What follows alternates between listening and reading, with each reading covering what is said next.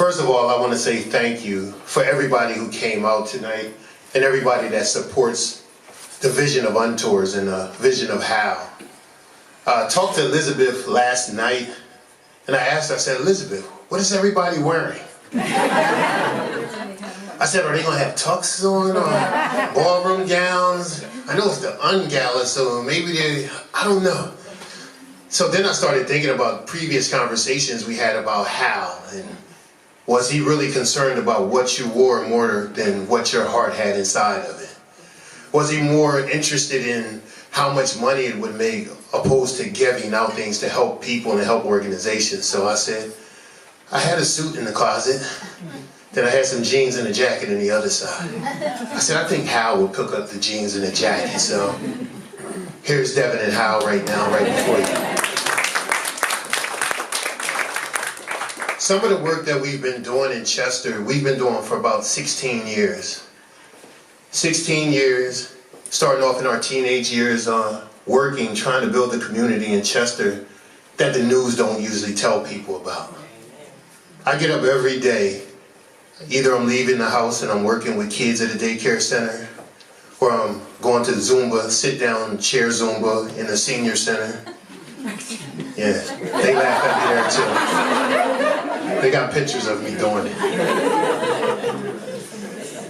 We work every day in our city trying to make it better, and we got this saying that we're going to do it brick by brick, and our #1 investment in our community is the little girls that you see running around here with us right now. Yeah, I know they're going to disappear now.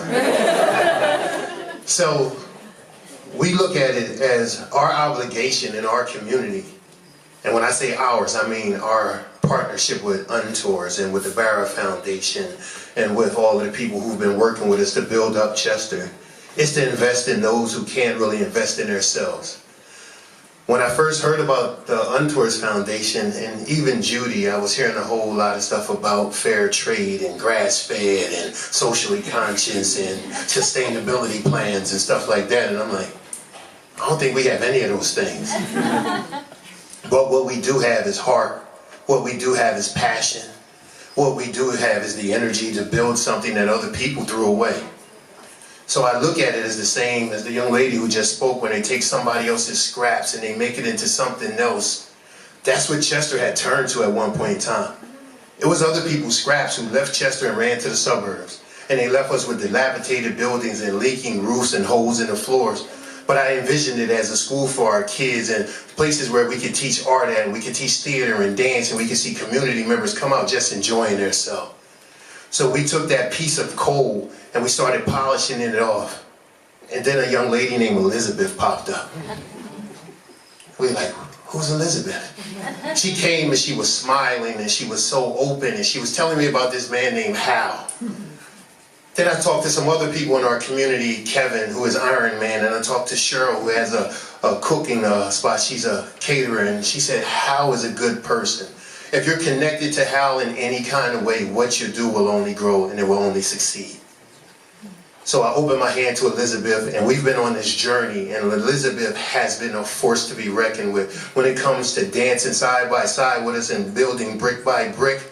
I can only imagine if she has that much passion, what kind of passion Hal had. So our journey with the Untours Foundation was much more than just a loan that they gave us.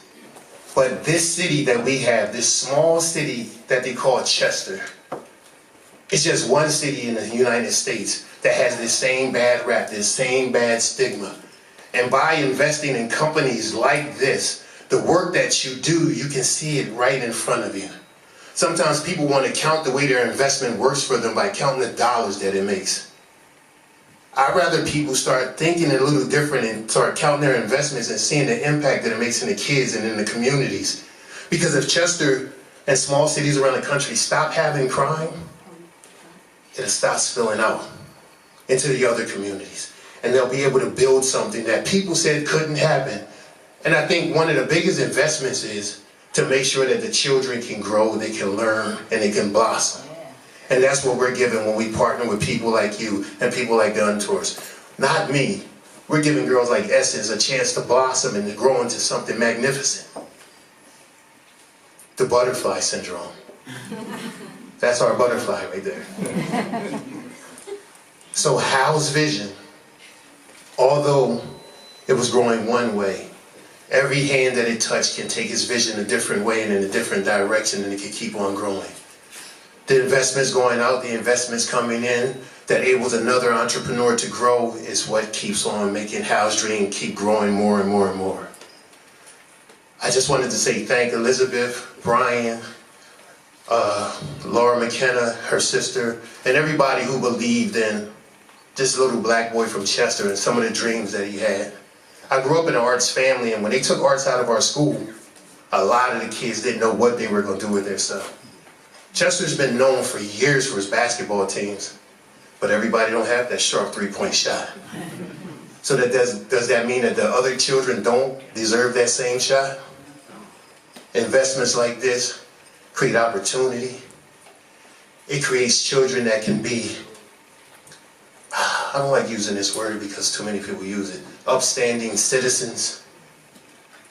Because in communities like Chester, most of the citizens don't know they're not upstanding. They just don't have the opportunity. So I thank people like you and Hal for giving all of us the opportunity to shine like we are right now. Thank you.